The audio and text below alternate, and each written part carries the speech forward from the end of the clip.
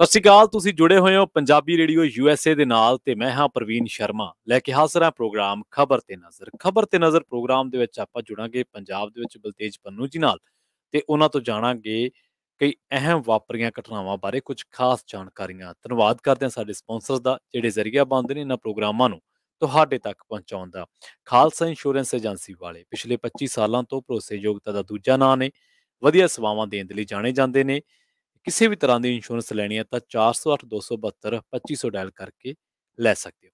ਤਿਰਕਿਆਨਾ immigration ਲਾ ਫਰ ਵਾਲੇ ਜੀ ਤਿਰਕਿਆਨਾ ਇਮੀਗ੍ਰੇਸ਼ਨ ਬਾਬਤ ਕੋਈ ਸਲਾਹ ਕਰਨੀ ਹੈ, ਸਵਾਲ ਕਰਨਾ ਹੈ ਤਾਂ 415 909 0503 ਤੇ ਕੀਤਾ ਜਾ ਸਕਦਾ ਹੈ। Gurdeep Singh Birdi Clovis, Satnam Singh Shergill Selma, Ravinder Halwara Fresno, Manjit Singh Deewana Boota Singh Ranipur Fresno, Charanjit Singh Badwal, Piara Singh, Rahul Gurpal Gill Sacramento, Gurdeep Singh Gill ਤੇ ਪਰਿਵਾਰ Yuba City, Mandeep Singh Kalon Modesto, Ravinder Singh, Pritam Singh Gill, Gurmeet Singh, Surinder Kaur Thind Bakersfield, Gurmel Liddar Bakersfield, Mandeep Singh, Sarabjit Kaur San Jose ਤੇ ਜ਼ੈਂਡਰ ਗਰੁੱਪ ਵਾਲੇ ਕਿਸੇ ਵੀ ਤਰ੍ਹਾਂ ਦਾ ਘਰ ਖਰੀਦਣਾ ਜਾਂ ਘਰ ਵੇਚਣਾ ਹੈ ਜਾਂ ਲੈਣਾ ਤੁਸੀਂ ਹੋਮ ਲੋਨ ਤਾਂ 855 905 2575 ਤੇ ਸੰਪਰਕ ਕੀਤਾ ਜਾ ਸਕਦਾ ਹੈ। ਜੁੜਦੇ ਹਾਂ ਬਲਤੇਜ ਪੰਨੂ ਜੀ ਨਾਲ। ਪੰਨੂ ਸਾਹਿਬ ਸਤਿ ਸ਼੍ਰੀ ਅਕਾਲ ਜੀ, ਸਵਾਗਤ ਹੈ ਪੰਜਾਬੀ ਰੇਡੀਓ USA ਤੇ। ਸਤਿ ਸ਼੍ਰੀ ਅਕਾਲ ਪ੍ਰਵੀਨ, ਧੰਨਵਾਦ, ਬਹੁਤ ਮਿਹਰਬਾਨੀ ਜੀ ਪੰਨੂ ਸਾਹਿਬ, ਕੌਮਾਂਤਰੀ ਮਸਲੇ ਤੋਂ ਸ਼ੁਰੂਆਤ ਕਰ ਲੈਂਦੇ ਹਾਂ ਜੀ ਖਬਰਾਂ ਦੀ। ਰੂਸ ਯੂਕਰੇਨ ਜੰਗ ਨੂੰ 100 ਦਿਨ ਹੋ ਗਿਆ ਤੇ ਯੂਕਰੇਨ ਅੱਧਿਓਂ ਵੱਧ ਖੰਡਰ ਬਣ ਗਿਆ। ਬਿਲਕੁਲ 100 ਦਿਨ ਪਹਿਲਾਂ ਜਦੋਂ ਇਹ ਜੰਗ ਸ਼ੁਰੂ ਹੋਈ ਸੀ ਤੇ ਉਦੋਂ ਇਸ ਗੱਲ ਦਾ ਚਰਚਾ ਚੱਲਦਾ ਸੀਗਾ ਵੀ ਇਹ ਜੰਗ ਕਿੰਨੇ ਕੁ ਦਿਨ ਚੱਲ ਸਕਦੀ ਹੈ। ਉਦੋਂ ਉਹਨਾਂ ਦਿਨਾਂ ਦੇ ਵਿੱਚ ਜਿਹੜਾ ਵੱਡਾ ਚਰਚਾ ਸੀਗਾ ਉਹ ਇਸੇ ਗੱਲ ਦਾ ਸੀਗਾ ਕਿ ਕਿੰਨੇ ਸਟੂਡੈਂਟ ਕਿਹੜੇ ਮੁਲਕ ਦੇ ਉੱਥੇ ਬੈਠੇ ਨੇ। ਜਿਵੇਂ ਭਾਰਤ ਤੋਂ ਬਹੁਤ ਸਾਰੇ ਸਟੂਡੈਂਟ ਸਨ, ਪੰਜਾਬ ਤੋਂ ਖਾਸ ਤੌਰ ਦੇ ਉੱਤੇ ਉਹਨਾਂ ਨੂੰ ਕੱਢਣ ਦੇ ਵਾਸਤੇ ਬੜੇ ਸਾਰੇ ਯਤਨ ਕੀਤੇ ਗਏ ਔਰ ਉਹ ਵਾਪਸ ਇੱਥੇ ਆ ਗਏ। ਪਰ ਯੂਕਰੇਨ ਵਾਲੇ ਤਾਂ ਉੱਥੇ ਹੀ ਰਹੇ ਨਾ। ਔਰ ਇਸ ਵੇਲੇ ਹਾਲਾਤ ਏਡੇ ਮੰਦੇ ਆ ਕਿ 68 ਲੱਖ ਲੋਕਾਂ ਤੋਂ ਉਹਨਾਂ ਦਾ ਘਰ ਖੁੱਸ ਗਿਆ ਜੀ। ਔਰ ਹਰ ਮਿੰਟ ਇੱਕ ਬੱਚਾ ਜਿਹੜਾ ਉਹ ਸ਼ਰਨਾਰਥੀ ਬਣ ਰਿਹਾ। 100 ਦਿਨ ਪਹਿਲਾਂ 24 ਫਰਵਰੀ ਨੂੰ ਨੈਟੋ ਮੈਂਬਰਸ਼ਿਪ ਨੂੰ ਲੈ ਕੇ ਰਸ਼ੀਆ ਤੇ ਯੂਕਰੇਨ ਦੇ ਵਿਚਾਲੇ ਤਣਾਅ ਇਸ ਕਦਰ ਭੜਕ ਪਿਆ ਕਿ ਰੂਸੀ ਰਾਸ਼ਟਰਪਤੀ ਵਲਾਦੀਮੀਰ ਪੁਤਿਨ ਨੇ ਜੰਗ ਸ਼ੁਰੂ ਕਰ ਦਿੱਤੀ ਔਰ 100 ਦਿਨਾਂ ਦੇ ਵਿੱਚ ਯੂਕਰੇਨ ਦੀ ਤਸਵੀਰ ਪੂਰੇ ਤਰੀਕੇ ਦੇ ਨਾਲ ਬਦਲ ਚੁੱਕੀ ਹੋਈ ਹੈ। ਕਿਸੇ ਵੇਲੇ ਰੋਸ਼ਨੀਆਂ ਦੇ ਵਜੋਂ, ਰੋਸ਼ਨ ਸ਼ਹਿਰਾਂ ਦੇ ਵਜੋਂ ਜਾਣੇ ਜਾਂਦੇ ਜਿਹੜੇ ਯੂਕਰੇਨ ਦੇ ਸ਼ਹਿਰ ਸੀਗੇ ਉਹ ਖੰਡਰਾਂ ਦੇ ਵਿੱਚ ਤਬਦੀਲ ਹੋ ਚੁੱਕੇ ਹੋਏ ਆ। ਔਰ ਇਸ ਯੁੱਧ ਨੇ ਯੂਰਪ ਦੇ ਬਾਹਰ ਦੁਨੀਆ ਦੇ ਬਹੁਤ ਸਾਰੇ ਮੁਲਕਾਂ ਦੇ ਵਿੱਚ ਵੀ ਪਰੇਸ਼ਾਨੀਆਂ ਖੜੀਆਂ ਕੀਤੀਆਂ। ਖਾਸ ਤੌਰ ਦੇ ਉੱਤੇ ਆਪਾਂ ਸਾਰੇ ਜਾਣਦੇ ਆ ਜਿਹੜਾ ਇੰਪੈਕਟ ਪਿਆ ਉਹ ਤੇਲ ਦੀਆਂ ਕੀਮਤਾਂ ਦਾ ਪਿਆ। ਸਾਰੇ ਜਗ੍ਹਾ ਹੀ ਤੇਲ ਦੀਆਂ ਕੀਮਤਾਂ ਅਸਮਾਨ ਛੂ ਰਹੀਆਂ ਨੇ ਔਰ ਭਾਰਤ ਨੂੰ ਬਹੁਤ ਵੱਡੀਆਂ ਮੁਸ਼ਕਲਾਂ ਦਾ ਸਾਹਮਣਾ ਕਰਨਾ ਪਿਆ ਇਸ ਜੰਗ ਕਰਕੇ, ਕਰਨਾ ਪੈ ਰਿਹਾ।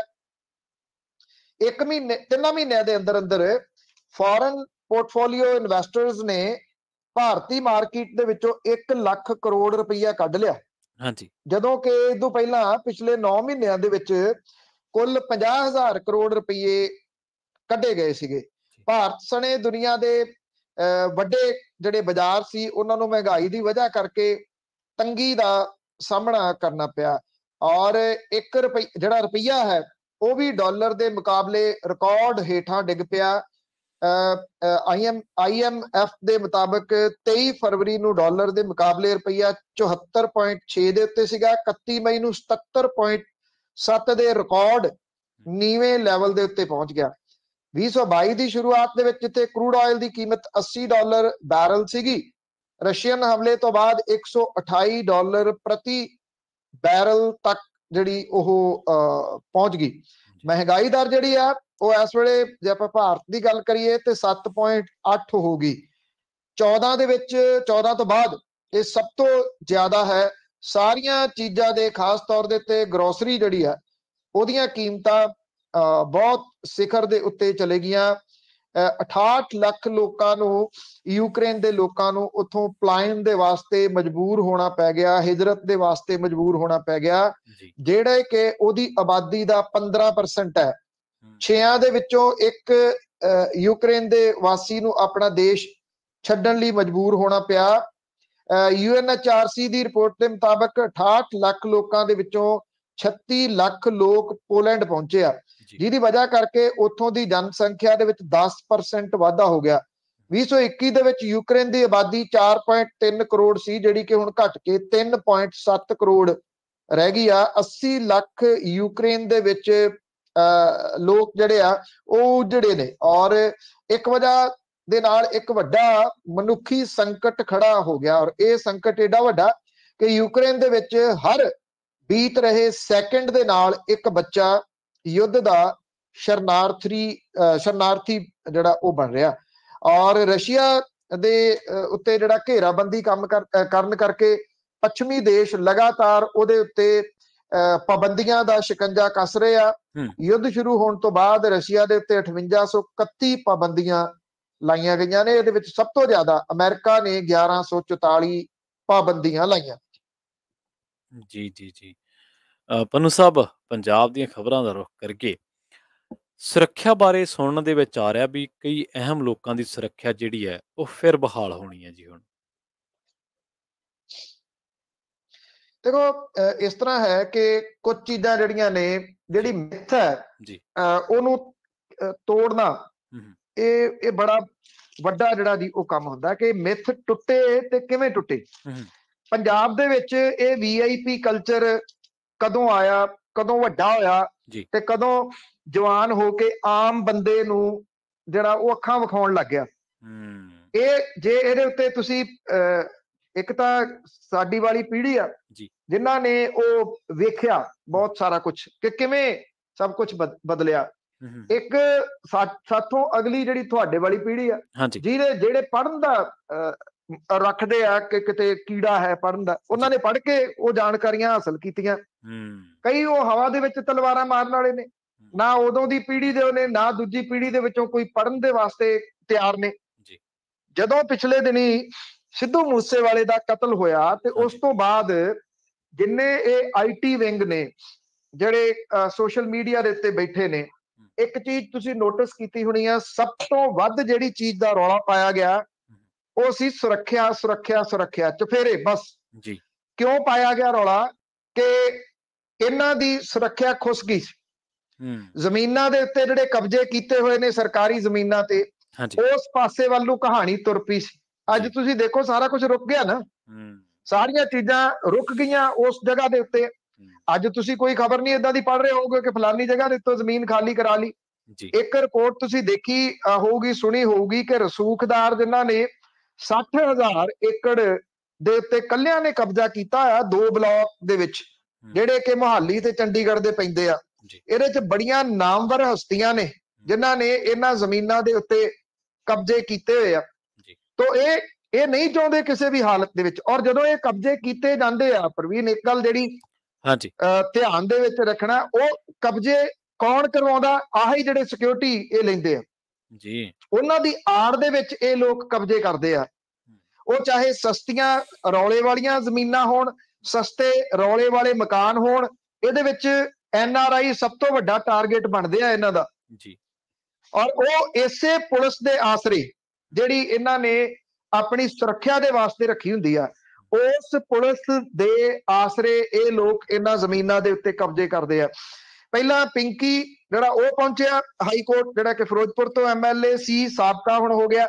OP ਸੋਨੀ ਪਹੁੰਚ ਗਏ, ਕਹਿੰਦੇ ਅੱਤਵਾਦੀਆਂ ਤੋਂ ਬਹੁਤ ਖਤਰਾ। OP ਸੋਨੀ ਕਹਿੰਦੇ ਮੇਰੇ ਉੱਤੇ ਅੱਤਵਾਦੀਆਂ ਦੇ ਹਮਲੇ ਬੜੇ ਹੋਏ ਆ। ਮੈਂ ਅੱਗੇ ਵੀ ਇੱਕ ਦਿਨ ਗੱਲ ਕੀਤੀ ਸੀ ਵੀ ਘੱਟੋ ਘੱਟ ਜੇ ਇਹਨਾਂ ਨੂੰ ਸਿਕਿਉਰਿਟੀ ਵਾਪਸ ਹੀ ਦੇਣੀ ਆ, ਇਹਨਾਂ ਤੋਂ ਇੱਕ ਐਫੀਡੇਵਿਟ ਤਾਂ ਸਾਈਨ ਕਰਾ ਲਓ ਵੀ ਉਹ ਅੱਤਵਾਦੀ ਕਿਹੜਾ ਜਿਹਦੇ ਤੋਂ ਤੁਹਾਨੂੰ ਖਤਰਾ, ਉਹ ਅੱਤਵਾਦੀਆਂ ਦੀ ਕਿਹੜੀ ਜਥੇਬੰਦੀ ਆ ਜਿਹਦੇ ਤੋਂ ਤੁਹਾਨੂੰ ਖਤਰਾ, ਤਾਂ ਕਿ ਘੱਟੋ ਘੱਟ ਇਹਨਾਂ ਲੋਕਾਂ ਦੀ ਮਾਨਸਿਕਤਾ ਤਾਂ ਸਾਹਮਣੇ ਆਵੇ ਵੀ ਇਹ ਅੱਤਵਾਦੀ ਕਿਹਨੂੰ ਕਹਿ ਰਹੇ ਆ। ਸਿਰਫ ਇਹ ਕਹਿ ਦੇਣਾ ਕਿ ਮੈਨੂੰ ਅੱਤਵਾਦੀਆਂ ਤੋਂ ਖਤਰਾ, ਹੁਣ ਪਿੰਕੀ ਨੂੰ ਕਿਹੜੇ ਅੱਤਵਾਦੀਆਂ ਤੋਂ ਖਤਰਾ ਜੀ, ਇਹ ਪਤਾ ਤਾਂ ਲੱਗਣਾ ਚਾਹੀਦਾ ਨਾ। ਇਹ ਗੱਲ ਸਾਹਮਣੇ ਆਉਣੀ ਚਾਹੀਦੀ ਹੈ, ਨਹੀਂ ਸਾਹਮਣੇ ਆ ਰਹੀ।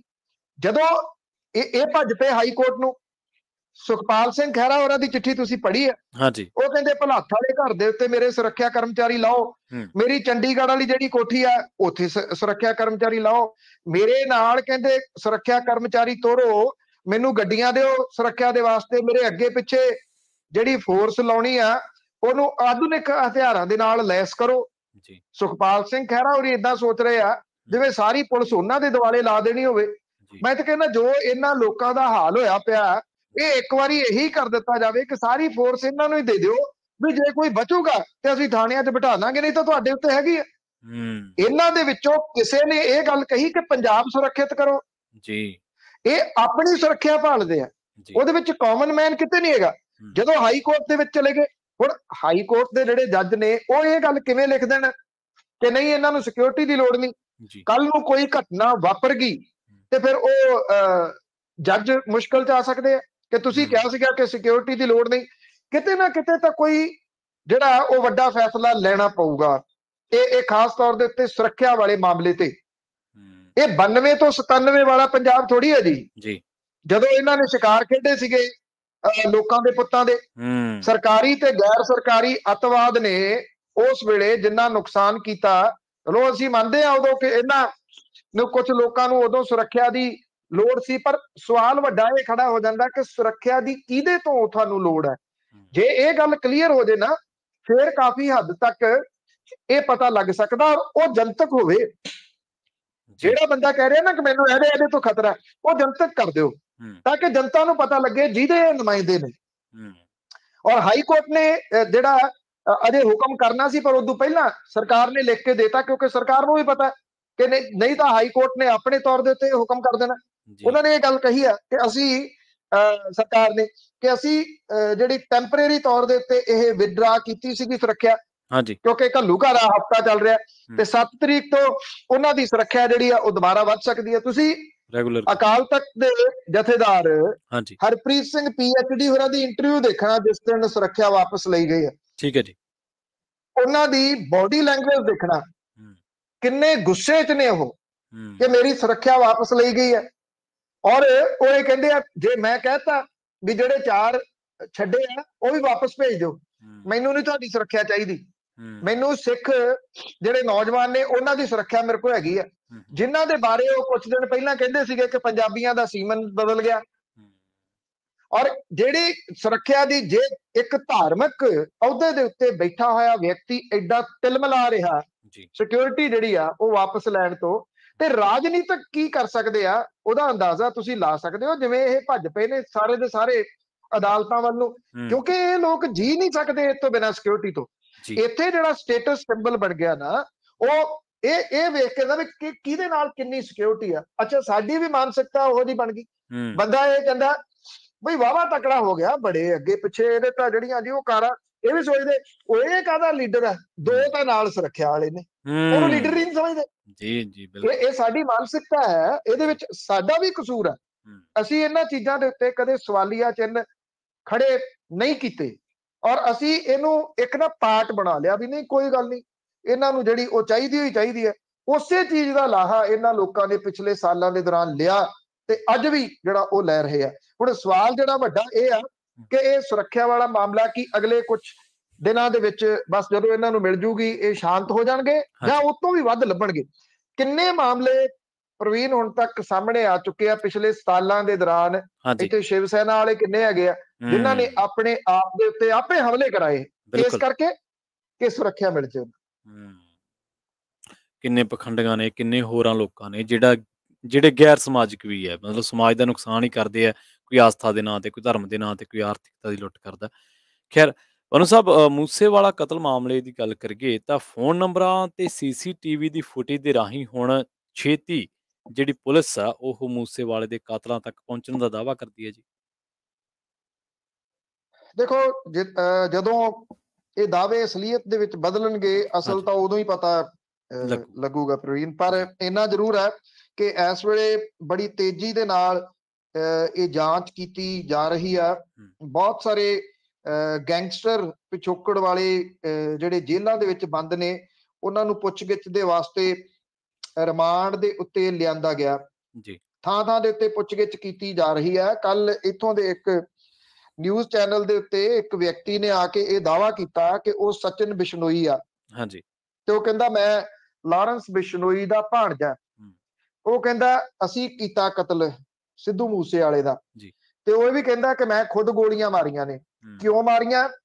ਕਹਿੰਦਾ ਕਿ ਇਹਨੇ ਵਿੱਕੀ ਮਿੱਡੂ ਖੇੜੇ ਦਾ ਕਤਲ ਕਰਵਾਇਆ ਜੀ ਤੇ ਇਹਨੇ ਗੁਰਲਾਲ ਬਰਾੜ ਦਾ ਕਤਲ ਕਰਾਇਆ। ਗੁਰਲਾਲ ਬਰਾੜ ਜਿਹੜਾ ਕਿ ਗੋਲਡੀ ਬਰਾੜ ਕੈਨੇਡਾ ਦੇ ਵਿੱਚ ਬੈਠਾ, ਹਾਂਜੀ ਉਹਦਾ ਤਾਏ ਦਾ ਪੁੱਤ ਹੈ। ਜੀ ਔਰ ਇਹ ਐਕਚੁਅਲੀ ਪਿੱਛੋਂ ਜਿਹੜਾ ਇਹਨਾਂ ਦਾ ਪਿਛੋਕੜ ਬੁਰਜ ਜਵਾਹਰ ਸਿੰਘ ਵਾਲੇ ਦਾ ਇਹਨਾਂ ਦੀ ਇੱਕ ਜਿਹੜਾ ਤਾਇਆ ਜਿਹਦਾ ਗੁਰਲਾਲ ਬਰਾੜ ਦਾ ਫਾਦਰ ਹੈ, ਉਹ ਬੁਰਜ ਜਵਾਹਰ ਸਿੰਘ ਵਾਲਾ ਰਹਿੰਦੇ ਆ, ਜਦੋਂ ਕਿ ਇਹ ਗੋਲਡੀ ਬਰਾੜ ਜਿਹਦਾ ਅਸਲ ਜਿਹੜਾ ਨਾਮ ਸਤਨਾਮਜੀਤ ਸਿੰਘ ਹੈ, ਸਤਿੰਦਰਜੀਤ ਸਿੰਘ, ਔਰ ਇਹ ਮੁਕਤਸਰ ਰਹਿੰਦੇ ਆ ਬਹੁਤ ਸਾਰੇ ਸਾਲਾਂ ਤੋਂ। ਅੱਜ ਕੱਲ ਵੈਸੇ ਗੋਲਡੀ ਬਰਾੜ ਕੈਨੇਡਾ ਦੇ ਵਿੱਚ ਰਹਿੰਦਾ। ਤੋ ਇਹ ਕਹਿੰਦਾ ਕਿ ਉਹਦਾ ਕਤਲ ਇਹਨੇ ਕਰਵਾਇਆ। ਇਹਨਾਂ ਦੀ ਕਿਹੜੀ ਇਨਵੈਸਟੀਗੇਸ਼ਨ ਆ ਜਿਹੜੀ ਇਹਨਾਂ ਨੇ ਕੀਤੀ ਵੀ ਉਹਦਾ ਕਤਲ ਸਿੱਧੂ ਮੂਸੇਵਾਲੇ ਨੇ ਕਰਵਾਇਆ।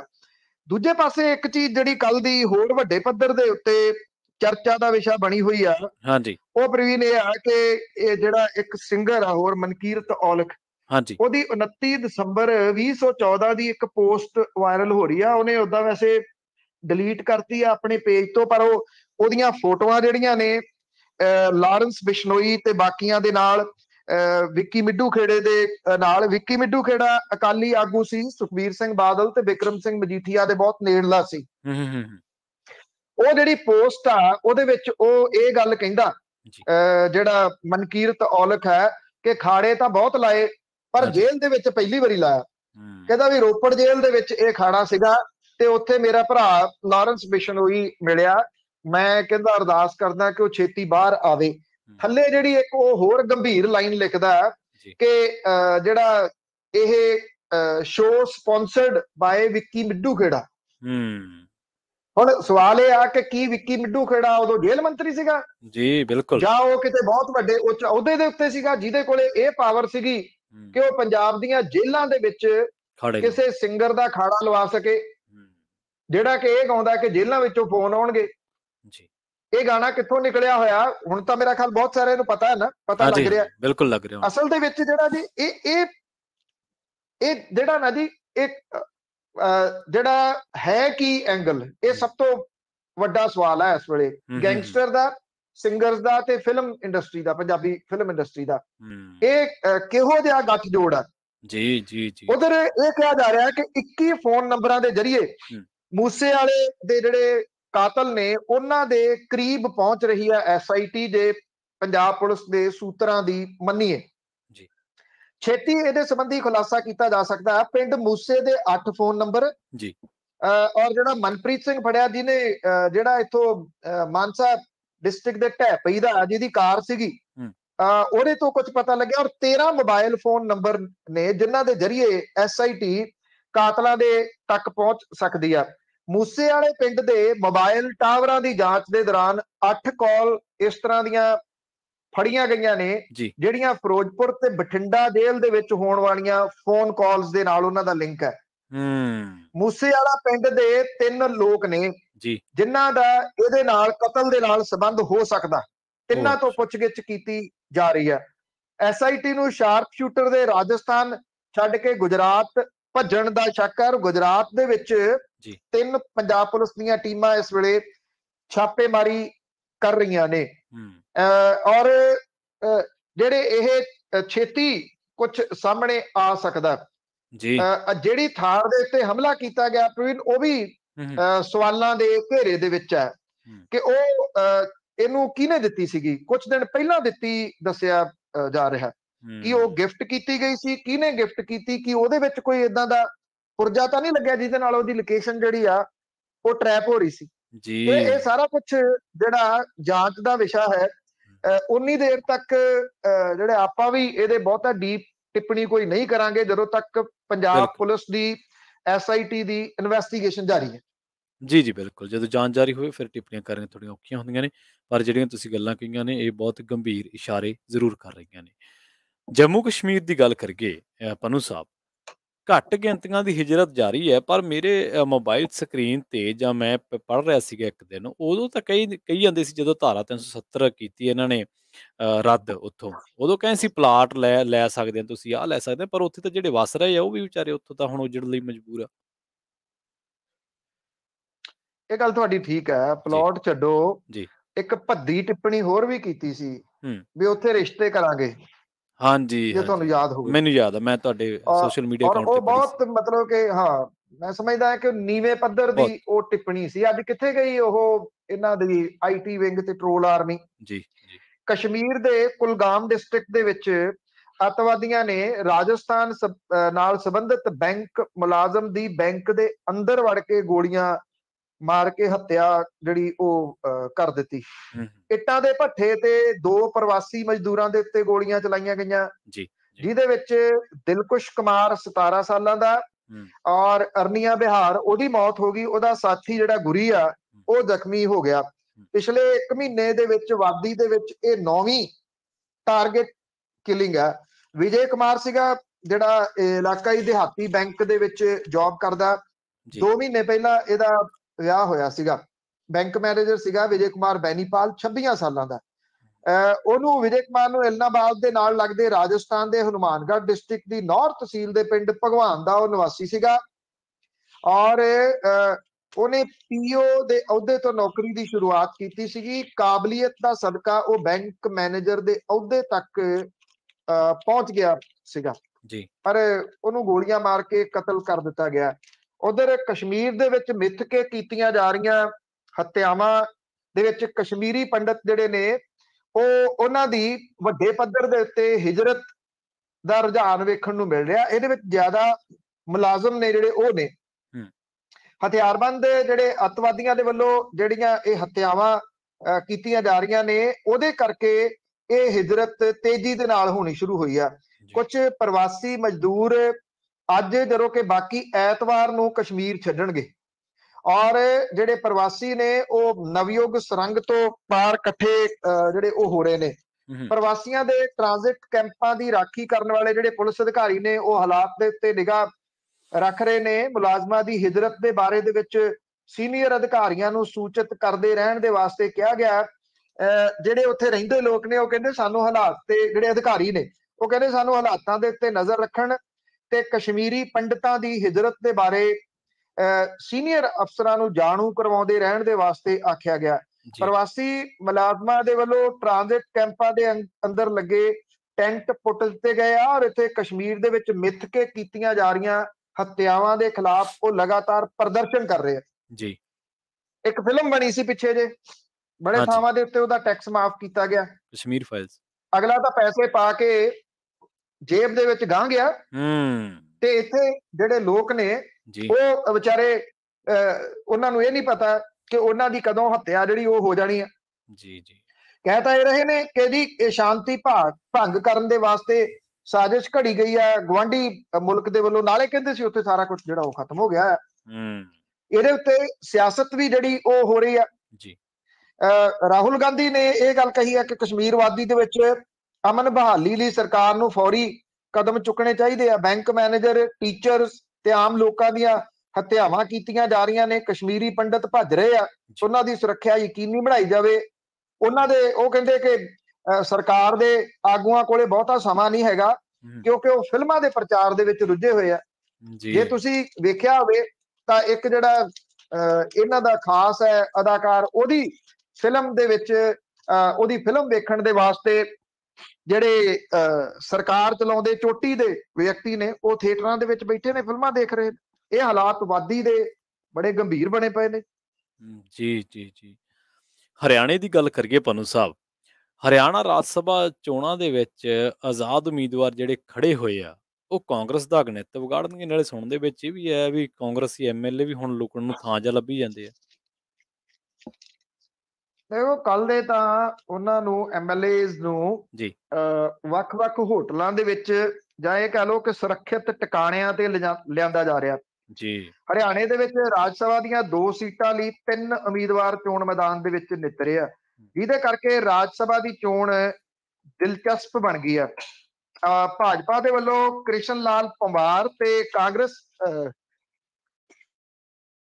ਪਾਰਟੀ ਦੇ ਵੱਲੋਂ ਜਿਹੜਾ ਉਮੀਦਵਾਰ ਹੈ ਜੀ ਉਹਨੂੰ ਜਿਹੜੇ ਨੂੰ ਟਿਕਟ ਇੱਥੋਂ ਦਿੱਤੀ ਗਈ ਆ ਵਿਨੋਦ ਸ਼ਰਮਾ ਦੇ ਪੁੱਤ ਕਾਰਤਿਕ ਕੇ ਸ਼ਰਮਾ, ਜਿਹੜਾ ਉਹ ਆਜ਼ਾਦ ਤੌਰ ਦੇ ਉੱਤੇ ਜਿਹੜਾ ਦੀ ਮੈਦਾਨ ਦੇ ਵਿੱਚ ਆ ਗਿਆ। ਕਾਂਗਰਸ ਪਾਰਟੀ ਦਾ ਇਹਦੇ ਨਾਲ ਗਣਿਤ ਵਿਗੜ ਗਿਆ। ਕਾਂਗਰਸ ਨੂੰ ਵੋਟਾਂ ਦੇ ਵਿੱਚ ਆਪਣੇ ਵਿਧਾਇਕਾਂ ਦੇ ਖਿੜਕਣ ਦੀ ਚਿੰਤਾ ਜਿਹੜੀ ਆ ਉਹ ਸਤਾ ਰਹੀ ਆ। ਕਾਂਗਰਸ ਪਾਰਟੀ ਰਾਜ ਸਭਾ ਮੈਂਬਰਾਂ ਦੀ ਚੋਣ ਦੇ ਵਿੱਚ ਆਪਣੇ ਵਿਧਾਇਕਾਂ ਨੂੰ ਥਿੜਕਣ ਤੋਂ ਰੋਕਣ ਦੀਆਂ ਕੋਸ਼ਿਸ਼ਾਂ ਕਰ ਰਹੀ ਹੈ। ਕਾਂਗਰਸ ਪਾਰਟੀ ਦੇ 31 ਦੇ ਵਿੱਚੋਂ 28 ਵਿਧਾਇਕਾਂ ਨੂੰ ਛੱਤੀਸਗੜ੍ਹ ਦੇ ਰਾਏਪੁਰ ਦੇ ਵਾਸਤੇ ਲਿਜਾਇਆ ਗਿਆ ਜੀ, ਔਰ 3 ਵਿਧਾਇਕ ਅਜੇ ਤੱਕ ਰਾਏਪੁਰ ਨਹੀਂ ਪਹੁੰਚੇ। ਰਾਏਪੁਰ ਭੇਜੇ ਗਏ ਇਹਨਾਂ ਵਿਧਾਇਕਾਂ ਨੂੰ 10 ਜੂਨ ਨੂੰ ਰਾਜ ਸਭਾ ਲਈ ਹੋਣ ਵਾਲੀ VOTING ਦੇ ਵੇਲੇ ਚੰਡੀਗੜ੍ਹ ਲਿਆਂਦਾ ਜਾਊਗਾ। ਇਸ ਤੋਂ ਪਹਿਲਾਂ ਵੀਰਵਾਰ ਨੂੰ ਪਾਰਟੀ ਦੇ ਕੌਮੀ ਜਨਰਲ ਸਕੱਤਰ KC ਵੇਣੂਗੋਪਾਲ ਤੇ ਹਰਿਆਣਾ ਵਿਧਾਨ ਸਭਾ ਦੇ ਵਿੱਚ ਵਿਰੋਧੀ ਧਿਰ ਦੇ ਨੇਤਾ ਭੁਪਿੰਦਰ ਸਿੰਘ ਹੁੱਡਾ ਨੇ ਕਾਂਗਰਸ ਪਾਰਟੀ ਦੇ 31 ਵਿਧਾਇਕਾਂ ਨੂੰ ਦਿੱਲੀ ਦੇ ਵਿੱਚ ਮੀਟਿੰਗ ਲਈ ਜਿਹੜਾ ਉਹ ਸੱਦਿਆ ਸੀਗਾ। ਮੀਟਿੰਗ ਦੇ ਵਿੱਚ ਕੁਲਦੀਪ ਬਿਸ਼ਨੋਈ, ਕਿਰਨ ਚੌਧਰੀ, ਚਿਰੰਜੀਵ ਰਾਓ ਇਹ ਨਹੀਂ ਪਹੁੰਚੇ, ਜਦੋਂ ਕਿ 28 ਵਿਧਾਇਕ ਜਿਹੜੇ ਉਹ ਹਾਜ਼ਰ ਸੀਗੇ। ਰਾਜ ਸਭਾ ਚੋਣਾਂ ਜਿਹੜੀਆਂ ਹੋ ਰਹੀਆਂ ਨੇ ਉਹਦੇ ਵਿੱਚ ਜਿੱਤ ਦੇ ਜਿਹੜਾ ਉਹ ਵਾਸਤੇ ਕਾਂਗਰਸ ਦੀ ਜੇ ਇੱਕ ਵੋਟ ਵੀ ਇੱਧਰ ਉੱਧਰ ਹੋ ਗਈ ਤੇ ਉਹਦੇ ਨਾਲ ਉਹਦਾ ਗਣਿਤ ਜਿਹੜਾ ਜੀ ਉਹ ਵਿਗੜ ਸਕਦਾ। 30 ਵਿਧਾਇਕਾਂ ਦੀ ਲੋੜ ਹੈ। ਭਾਜਪਾ ਦੇ ਕੋਲੇ 40 ਵਿਧਾਇਕ ਹੋਣ ਕਰਕੇ ਭਗਵਾਂ ਪਾਰਟੀ ਬਿਨਾਂ ਕਿਸੇ ਡਰ ਤੋਂ ਆਰਾਮ ਦੇ ਨਾਲ ਬੈਠੀ ਆ। ਕਾਂਗਰਸ ਪਾਰਟੀ ਦੇ ਕੋਲੇ 31 ਵਿਧਾਇਕ ਨੇ, ਪਰ ਕੁਲਦੀਪ ਬਿਸ਼ਨੋਈ ਪਾਰਟੀ ਤੋਂ ਨਾਰਾਜ਼ ਚੱਲ ਰਿਹਾ ਤੇ ਕਿਰਨ ਚੌਧਰੀ ਤੇ ਚਿਰੰਜੀਵ ਰਾਓ ਦੇ ਮੀਟਿੰਗ ਦੇ ਵਿੱਚ ਹਾਜ਼ਰ ਨਾ ਹੋਣ ਕਰਕੇ ਕਾਂਗਰਸ ਪਾਰਟੀ ਦੀ ਚਿੰਤਾ ਹੋਰ ਵੱਧ ਗਈ।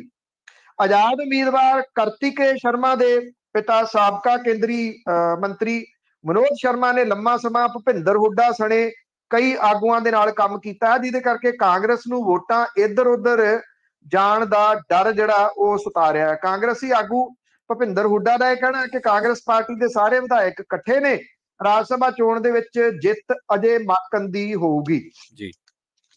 ਇਹ ਬੜੀ ਹੈਰਾਨਗੀ ਹੈ। ਅਜੇ ਮਾਕਨ ਦਿੱਲੀ ਤੋਂ ਆ, ਉਹਨੂੰ ਹਰਿਆਣੇ ਚ ਲੈ ਆਂਦਾ।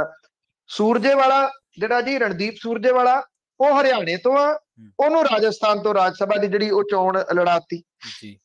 ਔਰ ਇਹ ਪਤਾ ਨਹੀਂ ਜਮਾ ਘਟਾਓ ਕੀ ਨੇ। ਵੈਸੇ ਇੱਕ ਆਗੂ ਨੇ 2 ਦਿਨ ਪਹਿਲਾਂ ਇੱਕ ਬਿਆਨ ਦਿੱਤਾ ਸੀਗਾ, ਬਹੁਤਾ ਸਾਹਮਣੇ ਆਇਆ ਨਹੀਂ, ਮੈਂ ਵੀਡੀਓ 'ਚ ਦੇਖਿਆ। ਕਹਿੰਦਾ ਰਾਜ ਸਭਾ ਦਾ ਮੈਂਬਰ ਉਹ ਬਣੇ ਜਿਹਦੇ ਕੋਲੇ 100 ਕਰੋੜ ਰੁਪਈਆ ਹੈਗਾ। ਕਹਿੰਦਾ ਵਿਧਾਇਕ ਤਾਂ ਕਹਿੰਦਾ ਭੇਡਾਂ ਬੱਕਰੀਆਂ ਵਾਂਗੂ ਮਿਲਣਗੇ, ਖਰੀਦਣ ਵਾਲਾ ਚਾਹੀਦਾ ਬੰਦਾ। ਉਹ ਇਹ ਓਪਨਲੀ ਕਹਿ ਰਿਹਾ ਜੀ ਬੰਦਾ।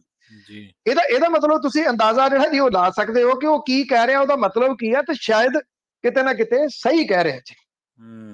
ਬਿਲਕੁਲ ਜੀ, ਬਿਲਕੁਲ। ਮੁੱਖ ਮੰਤਰੀ ਨੇ ਜਲੰਧਰ ਦੇ ਜਿਹੜੇ ਪੇਮੈਂਟਸ ਦੀਆਂ ਬੇਨਿਯਮੀਆਂ ਹੋਈਆਂ ਸੀ ਉਹਦੀ ਜਾਂਚ ਦੇ ਹੁਕਮ ਦਿੱਤੇ ਆ ਜੀ। ਪਿੰਸ ਜਿਹੜਾ ਜਦੋਂ ਦਾ ਬਣਿਆ ਨਾ ਜੀ ਉਦੋਂ ਦਾ ਇਹ ਚਰਚਾ ਦੇ ਵਿੱਚ ਹੈ। ਔਰ ਇਹ Punjab institute of medical science Garha road ਦੇ ਉੱਤੇ ਜਾਓ ਜਲੰਧਰ ਤੇ ਉੱਥੇ ਪ੍ਰਾਈਮ ਲੈਂਡ ਹੈ ਜੀ। ਇੱਥੇ ਮੈਡੀਕਲ ਕਾਲਜ ਜਿਹੜਾ ਉਹ ਬਣਨਾ ਸੀਗਾ, ਇਹ ਅਕਾਲੀ ਭਾਜਪਾ ਰਾਜ ਦੇ ਵੇਲੇ ਬਣਿਆ। ਸਰਕਾਰ ਦੀ ਜ਼ਮੀਨ, ਸਰਕਾਰ ਨੇ ਢਾਂਚਾ ਬਣਾਤਾ ਜੀ, ਔਰ ਸਰਕਾਰ ਨੇ ਇਨਫਰਾਸਟ੍ਰਕਚਰ ਲਾਤਾ ਜੀ ਸਾਰਾ। ਉਸ ਤੋਂ ਬਾਅਦ ਕੀ ਕੀਤਾ, ਆਪਣੇ ਚਹੇਤਿਆਂ ਨੂੰ ਦੇਤਾ। ਅਕਾਲੀ ਰਾਜ ਦੇ ਵੇਲੇ ਇੱਕ ਜਿਹੜਾ ਇਹਨਾਂ ਦੇ ਮੰਤਰੀ ਵੀ ਸੀਗਾ ਇੱਥੇ ਪਟਿਆਲੇ ਤੋਂ, ਉਹਨੂੰ ਦੇ ਦਿੱਤਾ। ਜਿਨ੍ਹਾਂ ਲੋਕਾਂ ਦੀ ਇਹ ਲਾਈਨ ਨਹੀਂ ਹੈਗੀ ਉਹ ਕਿਵੇਂ ਚਲਾ ਸਕਦੇ ਸੀਗੇ ਜੀ? ਇਹਨੂੰ ਕਿਉਂ ਦਿੱਤਾ ਗਿਆ ਵੀ ਜਾਓ ਆਰਾਮ ਕਰੋ, ਮਜ਼ੇ ਕਰੋ, ਮੌਜਾਂ ਕਰੋ। ਮੁੜ ਕੇ ਉਹ ਛੱਡ ਕੇ ਉਹਦੇ ਵਿੱਚੋਂ ਕੱਢ ਕੇ ਪੈਸੇ ਪੂਸੇ ਆਪਣੇ ਸਾਈਡ ਤੇ ਹੋ ਗਏ। ਫਿਰ ਇੱਕ ਹੋਰ ਗਰੁੱਪ ਇਹਦੇ ਉੱਤੇ ਆ ਕੇ ਜਿਹੜਾ ਜੀ ਉਹ ਕਾਬਜ ਹੋ ਗਿਆ। ਤੁਸੀਂ ਹੈਰਾਨ ਹੋਵੋਗੇ 6 ਸਾਲ ਤੋਂ ਪਿੰਸ ਦੀ ਗਵਰਨਿੰਗ ਬਾਡੀ ਦੀ ਕੋਈ ਮੀਟਿੰਗ ਹੀ ਨਹੀਂ ਲਈ ਗਈ ਜੀ। 60 ਕਰੋੜ ਰੁਪਈਆ MOU ਦੇ ਤਹਿਤ ਪਿੰਸ ਨੇ ਸਰਕਾਰ ਨੂੰ ਦੇਣਾ। 60 ਕਰੋੜ 60 ਰੁਪਈਏ ਵੀ ਨਹੀਂ ਦਿੱਤੇ ਇਹਨਾਂ ਸਾਲਾਂ ਦੇ ਦੌਰਾਨ ਜੀ। 6 ਸਾਲਾਂ ਦੇ ਵਿੱਚ 60 ਰੁਪਈਏ ਵੀ ਨਹੀਂ ਦਿੱਤੇ। ਕਹਿੰਦੇ ਜੀ ਵਿੱਤੀ ਸੰਕਟ ਆ ਸਾਡੇ ਕੋਲ, ਸਾਡੇ ਉੱਤੇ। ਜੇ ਇਹੀ ਕਿਸੇ ਪ੍ਰਾਈਵੇਟ ਕੰਪਨੀ ਦਾ ਜਿਹੜਾ ਉਹ ਹੁੰਦਾ ਹੈ, ਪ੍ਰਾਈਵੇਟ ਹੀ ਆ, ਉਹਨੂੰ ਪ੍ਰਾਈਵੇਟ ਹੱਥਾਂ ਦੇ ਵਿੱਚ ਹੈ, ਪਰ ਪ੍ਰਾਈਵੇਟ ਕੌਣ ਨੇ? ਜਿਹੜੇ ਸਰਕਾਰ ਦੇ ਚਹੇਤੇ ਰਹੇ ਨੇ, ਉਹਨਾਂ ਦੇ ਕੋਲੇ ਆ। ਇਸ ਕਰਕੇ ਵਿੱਤੀ ਸੰਕਟ ਦਾ ਬਹਾਨਾ ਲਾ ਕੇ ਇਹਨਾਂ ਨੇ ਕੋਈ ਪੈਸਾ ਸਰਕਾਰ ਨੂੰ ਨਹੀਂ ਦਿੱਤਾ, ਜਿਹੜਾ ਕਿ MOU ਦੇ ਵਿੱਚ ਸਾਈਨ ਹੈ ਕਿ ਇੰਨੇ ਪੈਸੇ ਉਹ ਸਰਕਾਰ ਨੂੰ ਦੇਣਗੇ। ਉਹ ਇਹ ਕਹਿੰਦੇ ਆ ਜਿਹੜੇ ਪਿੰਸ ਦੇ ਡਾਇਰੈਕਟਰ ਨੇ, ਉਹ ਮੌਜੂਦ ਹੀ ਨਹੀਂ ਸੀਗਾ ਮੀਟਿੰਗ ਦੇ ਵਿੱਚ। ਉਹ ਕਹਿੰਦਾ ਇੰਸਟੀਚਿਊਟ ਨੂੰ PIMS medical education and charitable society ਚਲਾ ਰਹੀ ਹੈ। 8 ਸਾਲ ਤੋਂ ਕਹਿੰਦੇ ਸਾਡੀ ਵਿੱਤੀ ਹਾਲਤ ਸਹੀ ਨਹੀਂ ਗਈ, ਹਾਂ ਕੁਝ ਬਕਾਇਆ ਜ਼ਰੂਰ ਹੈ।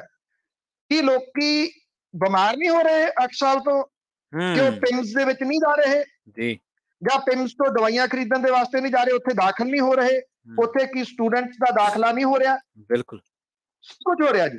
ਇਹ ਇੱਕ ਬਹਾਨਾ ਘੜ ਲਿਆ ਗਿਆ ਕਿ ਅਸੀਂ ਤਾਂ ਜੀ ਘਾਟੇ ਦੇ ਵਿੱਚ ਆ।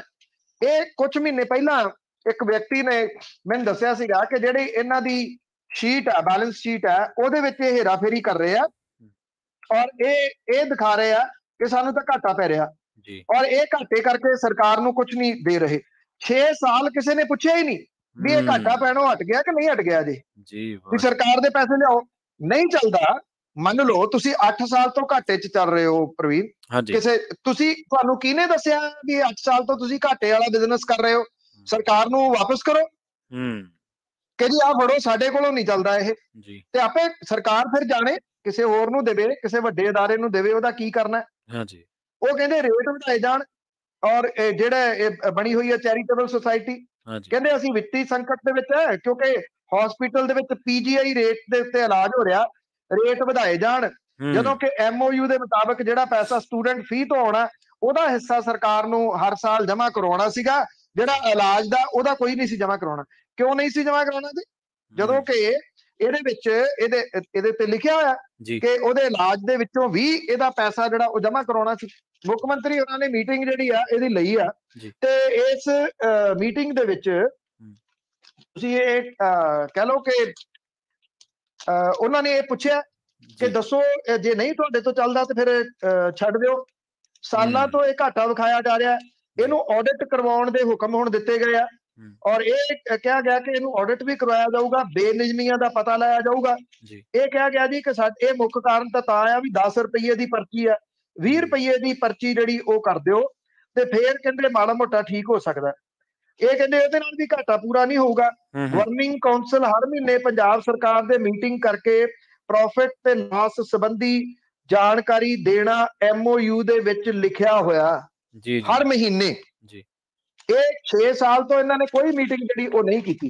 ਹੁਣ ਜਦੋਂ ਬੇਨਿਯਮੀਆਂ ਜਿਹੜੀਆਂ ਉਹ ਸਾਹਮਣੇ ਆਉਣਗੀਆਂ ਤੇ ਜਵਾਬਦੇਹੀ ਤਾਂ ਹੋਊਗੀ ਨਾ। ਆਈ ਥਿੰਕ ਜਵਾਬਦੇਹੀ ਜਿਹੜੀ ਆ ਨਾ ਸੈੱਟ 6 ਸਾਲ ਦੀ ਨਹੀਂ ਹੋਣੀ ਚਾਹੀਦੀ, ਉਦੋਂ ਪਹਿਲਾਂ ਦੀ ਵੀ ਹੋਣੀ ਚਾਹੀਦੀ ਹੈ। ਜਦੋਂ ਪਿਮਸ ਬਣਿਆ ਕਿ ਜਦੋਂ ਇਹ ਲੋਕਾਂ ਦੇ ਪੈਸੇ ਦੇ ਨਾਲ ਬਣਿਆ ਸੀ, ਢਾਂਚਾ ਲੋਕਾਂ ਦੇ ਪੈਸੇ ਨਾਲ ਖੜਾ ਕੀਤਾ, ਇਨਫਰਾਸਟ੍ਰਕਚਰ ਲੋਕਾਂ ਦੇ ਪੈਸੇ ਦੇ ਨਾਲ ਖੜਾ ਕੀਤਾ, ਤੁਸੀਂ ਪ੍ਰਾਈਵੇਟ ਹੱਥਾਂ ਦੇ ਵਿੱਚ ਕਿਉਂ ਚੁੱਕ ਕੇ ਦੇ ਦਿੱਤਾ ਜੀ? ਕਿਸ ਗੱਲ ਦੇ ਵਾਸਤੇ ਦੇ ਦਿੱਤਾ? ਉਹਦੇ ਵਾਸਤੇ ਕਿੱਥੋਂ ਪਰਮਿਸ਼ਨ ਲਈ? ਉਹਨਾਂ ਕੋਲੇ ਕੀ ਤਜਰਬਾ ਸੀ ਜਿਨ੍ਹਾਂ ਨੂੰ ਪਿਮਸ ਦਿੱਤਾ ਗਿਆ ਪਹਿਲਾਂ ਚ? ਜੀ ਜਾਂਦੇ ਗੱਲ ਕਰੀਏ ਦਿੱਲੀ ਦੀ ਜਿਹੜੀ ਆ ਸਿਆਸਤ ਦੀ। ਕੇਜਰੀਵਾਲ ਸਾਹਿਬ ਕਹਿ ਰਹੇ ਆ ਵੀ ਹੁਣ ਇਹੋ ਜਿਹੇ ਹਾਲਾਤ ਵੀ ਬਣ ਸਕਦੇ ਆ ਵੀ ਸਿਸੋਦੀਆ ਸਾਹਿਬ ਨੂੰ ਵੀ ਜਿਹੜਾ ਉਹ ਗ੍ਰਿਫਤਾਰ ਕੀਤਾ ਜਾ ਸਕਦਾ ਕੇਂਦਰ ਵੱਲੋਂ। ਇਹ ਅਰਵਿੰਦ ਕੇਜਰੀਵਾਲ ਹੋਰਾਂ ਦਾ ਖਦਸ਼ਾ ਹੈ। ਉਹ ਕਹਿੰਦੇ ਕਿ ਦਿੱਲੀ ਦੇ ਸਿਹਤ ਮੰਤਰੀ ਸਤਿੰਦਰ ਜੈਨ ਤੋਂ ਬਾਅਦ ਹੁਣ ਦਿੱਲੀ ਦੇ ਸਿੱਖਿਆ ਮੰਤਰੀ ਮਨੀਸ਼ ਸਿਸੋਦੀਆ ਨੂੰ ਵੀ ਝੂਠੇ ਕੇਸ ਦੇ ਵਿੱਚ ਫਸਾ ਕੇ ਜੇਲ੍ਹ ਭੇਜਣ ਦੀ ਸਾਜ਼ਿਸ਼ ਰਚੀ ਜਾ ਰਹੀ ਹੈ। ਉਹ ਕਹਿੰਦੇ ਮਨੀਸ਼ ਸਿਸੋਦੀਆ ਦੇ ਖਿਲਾਫ ਜਿਹੜੀ ਸਾਜ਼ਿਸ਼ ਰਚੀ ਜਾ ਰਹੀ ਹੈ ਉਹ ਤਾਂ ਕਰਕੇ ਰਚੀ ਜਾ ਰਹੀ ਹੈ ਕਿ ਦਿੱਲੀ ਦੇ ਵਿੱਚ ਸਿੱਖਿਆ ਦੇ ਖੇਤਰ ਦੇ ਵਿੱਚ ਕੀਤੀ ਤਰੱਕੀ ਨੂੰ ਕਿਸੇ ਤਰੀਕੇ ਰੋਕਿਆ ਜਾ ਸਕੇ। ਉਹਨਾਂ ਨੇ ਇਹ ਵੀ ਗੱਲ ਕਹੀ ਆ ਪ੍ਰਧਾਨ ਮੰਤਰੀ ਨੂੰ ਕਿ ਉਹ ਇੱਕ ਮੰਤਰੀ ਦੀ ਜਗ੍ਹਾ ਦੇ ਉੱਤੇ ਦਿੱਲੀ ਦੀ ਆਪ ਸਰਕਾਰ ਦੇ ਸਾਰੇ ਮੰਤਰੀਆਂ ਨੂੰ ਇੱਕੋ ਵੇਲੇ ਗ੍ਰਿਫਤਾਰ ਕਰ ਲੈਣ। ਉਹਨਾਂ ਨੇ ਇਹ ਕਿਹਾ ਕਿ ਸਿਹਤ ਮੰਤਰੀ ਸਤਿੰਦਰ ਜੈਨ ਦੀ ਗ੍ਰਿਫਤਾਰੀ ਤੋਂ ਬਾਅਦ ਯਮੁਨਾ ਦੀ ਸਫਾਈ ਤੇ ਨਵੇਂ ਮੁਹੱਲਾ ਕਲੀਨਿਕ ਖੋਲਣ ਦੇ ਨਾਲ ਜੁੜੇ ਸਾਰੇ ਅਹਿਮ ਪ੍ਰੋਜੈਕਟਾਂ ਦੇ ਉੱਤੇ ਕੰਮ ਰੁਕ ਗਿਆ। ਪੱਤਰਕਾਰਾਂ ਦੇ ਨਾਲ ਪ੍ਰੈਸ ਕਾਨਫਰੰਸ ਦੇ ਵਿੱਚ ਕੇਜਰੀਵਾਲ ਹੋਰਾਂ ਨੇ ਇਹ ਗੱਲ ਕਹੀ ਕਿ ਕੇਂਦਰ ਸਰਕਾਰ ਨੇ ਸਾਰੀਆਂ ਜਾਂਚ ਏਜੰਸੀਆਂ ਨੂੰ ਮਨੀਸ਼ ਸਿਸੋਦੀਆ ਦੇ ਖਿਲਾਫ ਕੋਈ ਨਾ ਕੋਈ ਫਰਜ਼ੀ ਮੁਕੱਦਮਾ ਤਿਆਰ ਕਰਨ ਦੇ ਵਾਸਤੇ ਕਿਹਾ। ਉਹਨਾਂ ਨੇ ਕਿਹਾ ਕਿ ਇਹ ਪਤਾ ਲੱਗਿਆ ਕਿ ਕੇਂਦਰ ਸਰਕਾਰ ਨੇ ਸਾਰੀਆਂ ਜਾਂਚ ਏਜੰਸੀਆਂ ਨੂੰ ਕੋਈ ਫਰਜ਼ੀ ਕੇਸ ਤਿਆਰ ਕਰਨ ਦੇ ਵਾਸਤੇ ਕਿਹਾ, ਜਿਹਦੇ ਕਰਕੇ ਸਤਿੰਦਰ ਜੈਨ ਵਾਂਗੂ ਮਨੀਸ਼ ਸਿਸੋਦੀਆ ਨੂੰ ਵੀ ਹੱਥ ਪਾਇਆ ਜਾ ਸਕੇ। ਉਧਰ ਜਿਹੜਾ ਸਤਿੰਦਰ ਜੈਨ ਹੋਰਾਂ ਦਾ ਮਹਿਕਮਾ ਸੀਗਾ ਉਹ ਹਾਲ ਦੀ ਘੜੀ ਮਨੀਸ਼ ਸਿਸੋਦੀਆ ਹੋਰਾਂ ਨੂੰ ਦੇ ਦਿੱਤਾ ਗਿਆ। ਜਿਹੜਾ ਨੋਟੀਫਿਕੇਸ਼ਨ ਜਾਰੀ ਹੋਇਆ ਉਹਦੇ ਮੁਤਾਬਕ ਜਿਹੜੇ ਸਤਿੰਦਰ ਜੈਨ ਦੇ ਅੱਧੀ ਦਰਜਨ ਤੋਂ ਵੱਧ ਵਿਭਾਗ ਨੇ ਉਪ ਮੁੱਖ ਮੰਤਰੀ ਮਨੀਸ਼ ਸਿਸੋਦੀਆ ਵੇਖਣਗੇ।